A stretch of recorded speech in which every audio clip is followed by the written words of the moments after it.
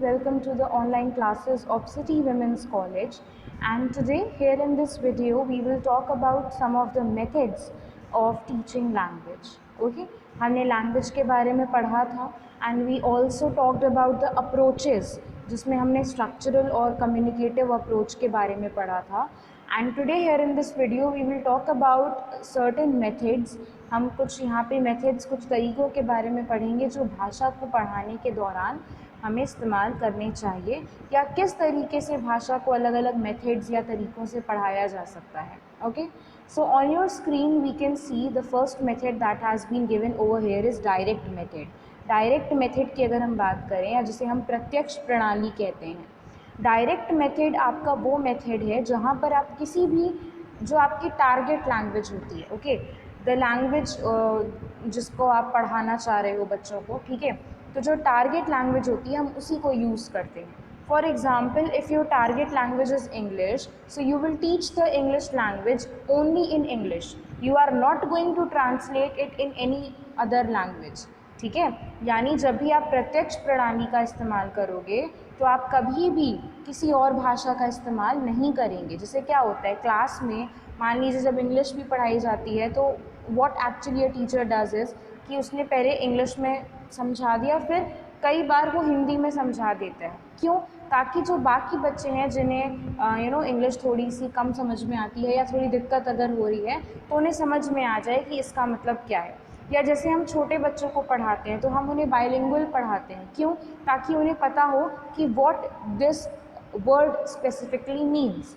ठीक है, जैसे अगर मान लीजिए अगर हम छोटे बच्चे को पढ़ा रहे हैं कि भाई कैट, तो कैट फिर हम उसको बोलते हैं कि कैट मतलब बिल्ली, ऐसे हिंदी में हम उसको एक्सप्लेन करेंगे. ठीक है, या बुक, फिर हम उसको बताते हैं कि बुक जिसको हम किताब कहते हैं, इस तरीके से.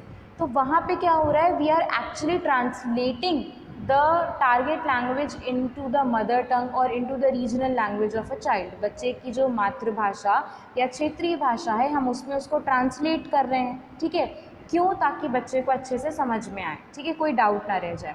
But in direct method no such translation is to be made. किसी भी तरह का कोई ट्रांसलेशन नहीं किया जाता है. जो आपकी टारगेट लैंग्वेज है आप उसको उसी टारगेट लैंग्वेज में ही समझाओगे. Okay, there is a direct relation between the expression and the experience. जो बच्चे ने अनुभव करा उसको जब वो एक्सप्रेस करेगा तो there is no other language to be used. कोई दूसरी भाषा का इस्तेमाल नहीं होगा, सिर्फ और सिर्फ डायरेक्ट यानी टारगेट लैंग्वेज का ही इस्तेमाल किया जाएगा.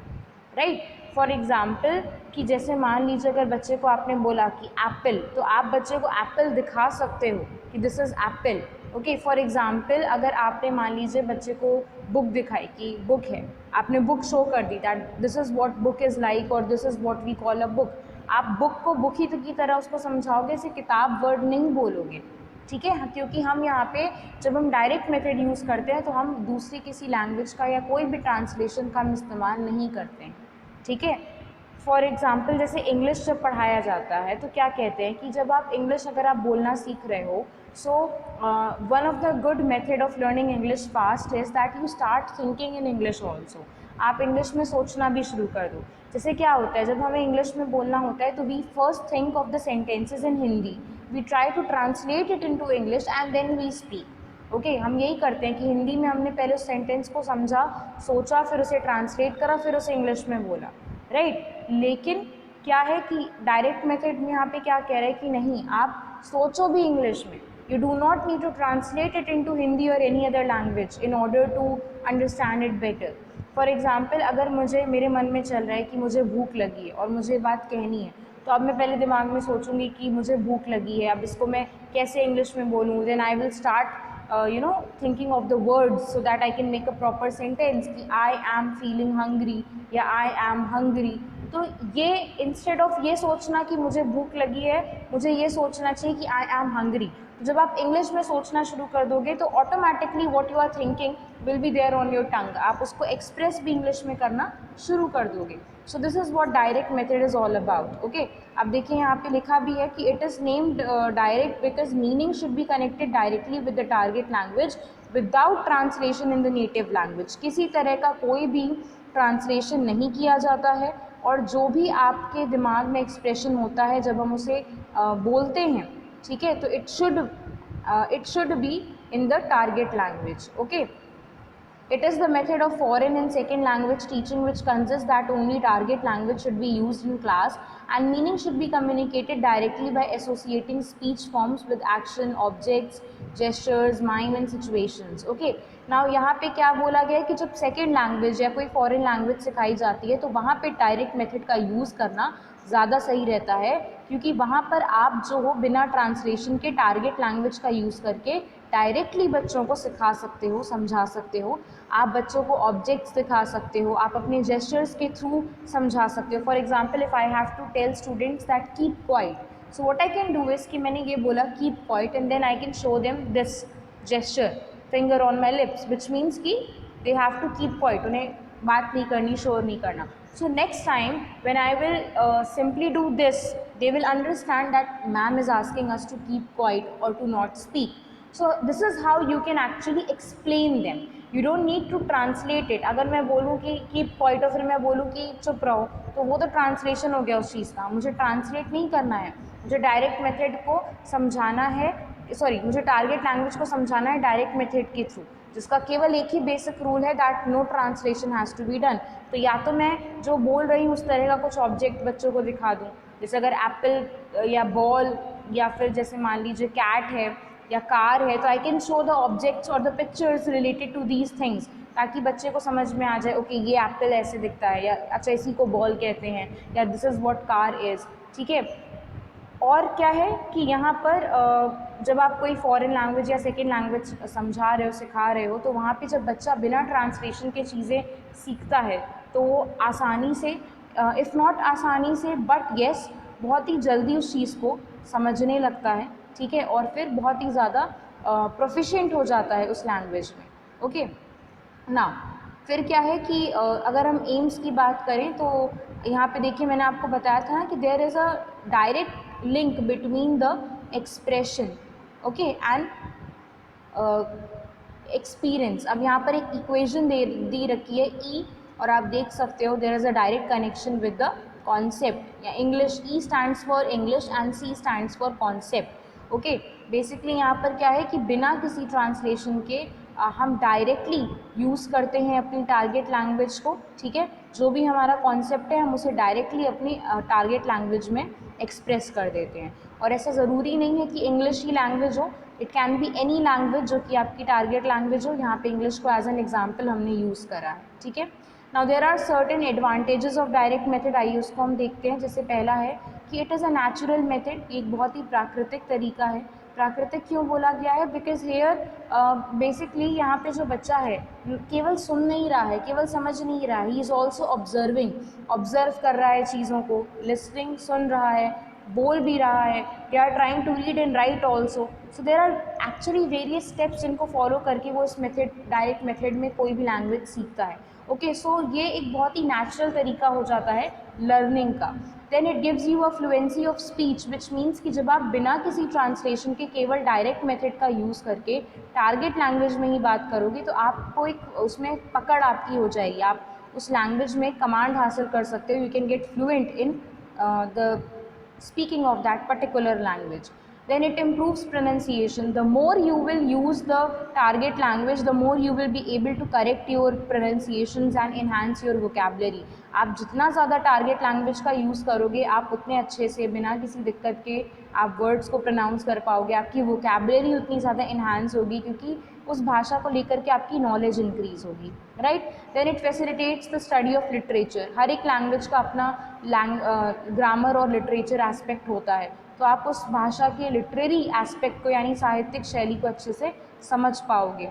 Okay, now next we have the grammar cum translation method. Now here we have two words, grammar और translation. अब आप यहाँ समझ सकते हो कि ये जो मेथड है इस पे दो चीज़ों पे बहुत फोकस करा गया है. एक है आपका व्याकरण यानी ग्रामर, और दूसरा है आपका ट्रांसलेशन यानी रूपांतरण की अगर हम बात करें. Now basically this method is used for teaching the grammatical rules by translating it into the mother tongue or the regional language. यहाँ पे ग्रामर सिखाई जाती है, व्याकरण के नियम और व्याकरण का कॉन्सेप्ट सिखाया जाता है, समझाया जाता है, और यहाँ पे ट्रांसलेशन का यूज़ करा जाता है. और ट्रांसलेशन किस तरीके से हम करते हैं? We translate it into the mother tongue और into the regional language of the okay, so यहाँ पे देखिए लिखा भी हुआ है that it is the oldest method of teaching English and or any other language and had been followed everywhere where the necessity of learning a second language had been felt. Latin, Greek, German and French had also been taught by this method in the West. Okay, now this is very old method, बहुत ही पुराना method है ये, और इसका इस्तेमाल ज़्यादातर second language को use करने समझाने के लिए, उसको सिखाने के लिए किया जाता है। और ऊपर देखिए यहाँ पे लिखा भी हुआ है कि this method is basically it focuses on the two things, okay, translation and teaching of grammar. तो यहाँ पे बेसिकली ग्रामर को पढ़ाया जाता है by translating it into the mother tongue और द नेटिव लैंग्वेज और द रीजनल लैंग्वेज। ठीक है, यहाँ पे जो आप टारगेट लैंग्वेज सिखाई जाती है उसके ग्रामेटिकल रूल सिखाए जाते हैं, लेकिन ट्रांसलेशन भी किया जाता है। ठीक है, उसको ट्रांसलेट किया जाता है किसमें, नेटिव लैंग्वेज में, क्षेत्रीय रीजनल लैंग्वेज में, क्षेत्रीय भाषा में या मातृभाषा में। ठीक है ना, यहाँ पे देखिए we have few more things that according to this method the first and foremost principle of learning a language is to learn the meaning of the new words, phrases and sentences of the target language in the mother tongue of the learner. यानी देखिए किसी भी भाषा को सीखने के लिए उसके कुछ जो ग्रामर के रूल्स हैं, जो ग्रामेटिकल एस्पेक्ट है, जो व्याकरण के नियम है, कॉन्सेप्ट है, वो सीखने पड़ेंगे। और एक बच्चा उस कॉन्सेप्ट को बहुत ही अच्छे से सीख सकता है अपनी मातृभाषा में, अपने मदर टंग में, अपनी रीजनल या अपनी क्षेत्रीय भाषा में।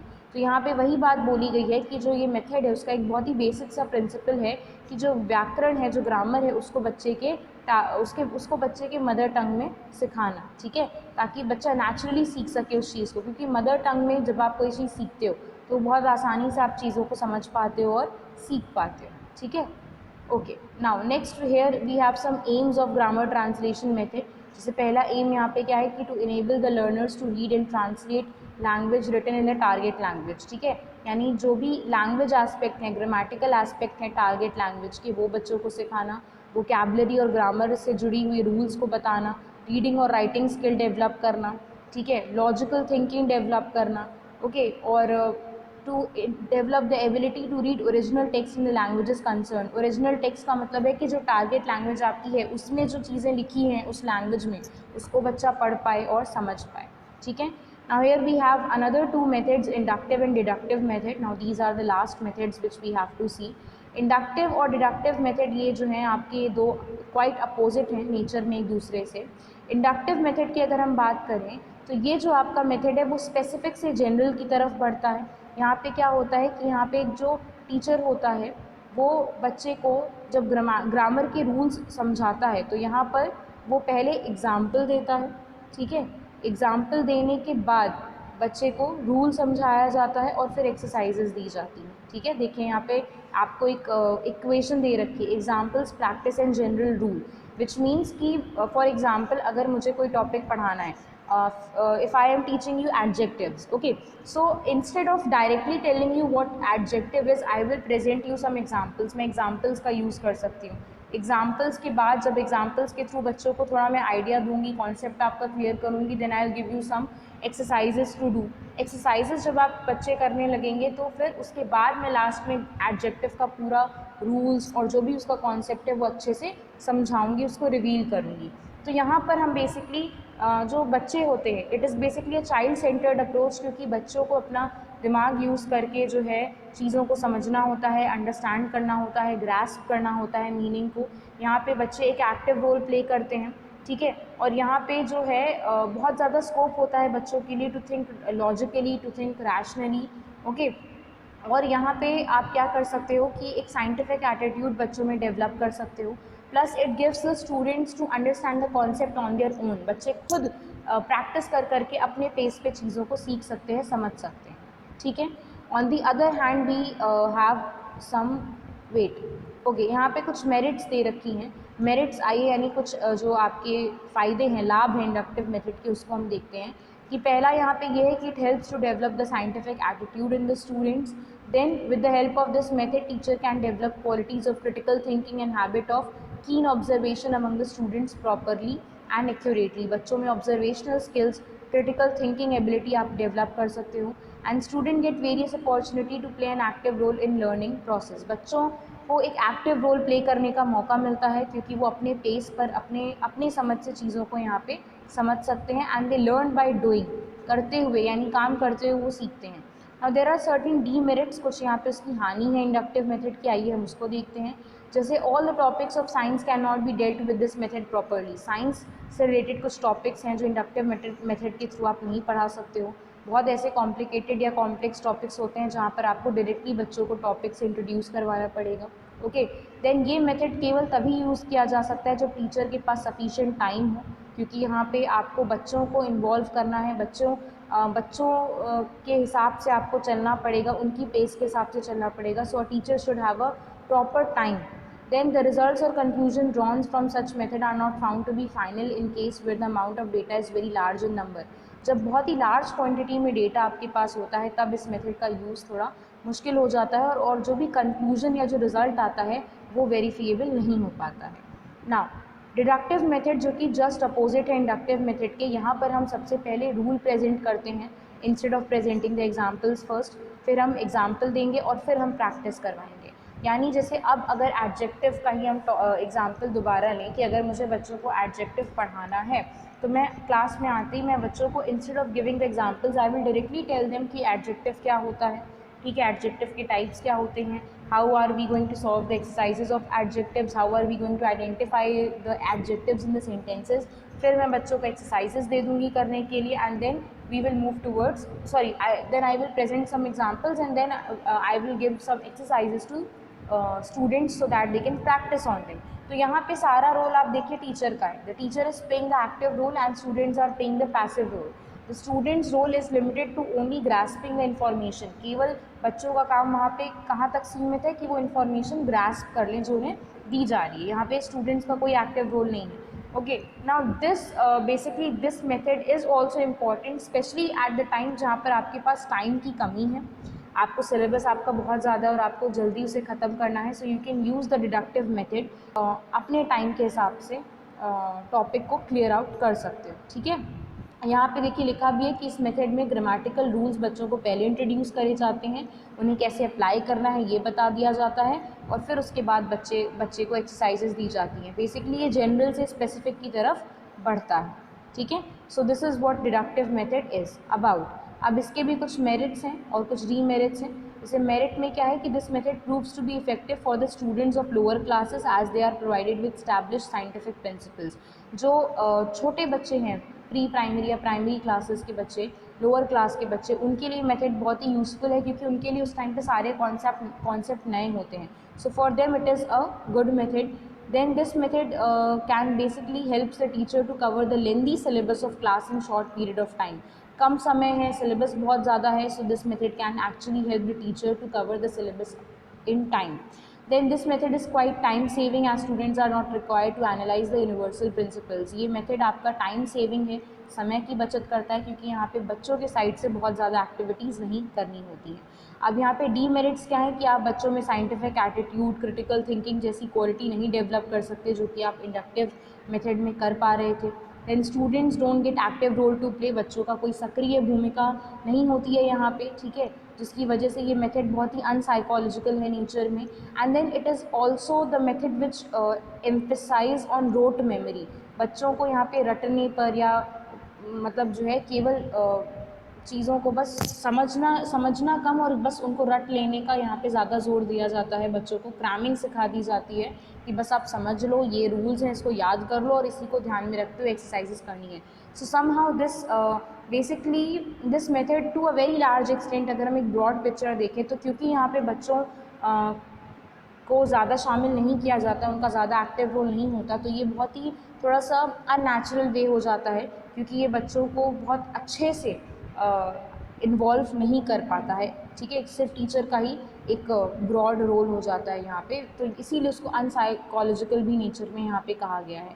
So this was it in today's video. ये आपके कुछ मेथड्स थे जिनको हम यूज़ करते हैं फॉर टीचिंग द लैंग्वेज। किसी भी भाषा को सिखाने के लिए आप डायरेक्ट मेथड का या ग्रामर कम ट्रांसलेशन मेथड या इंडक्टिव डिडक्टिव मेथड का यूज़ कर सकते हैं। Okay, so this was it in today's video and I hope आपको ये टॉपिक क्लियर हो गया हो, ठीक है। Thank you class.